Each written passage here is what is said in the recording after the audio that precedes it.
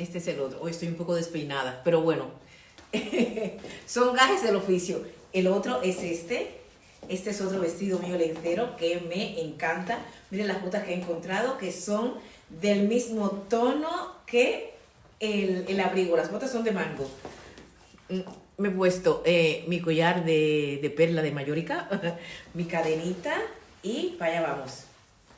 A ver qué tal queda como este. Son prendas clásicas que no pasan de moda y dan mucha prestancia. Esto es como una gabardina, pero yo adoro esta gabardina, la adoro. Miren qué rollo también me da. Elegante, sofisticado. A mí me gusta cerrado, pero que se vea así siempre un poquito la parte de debajo.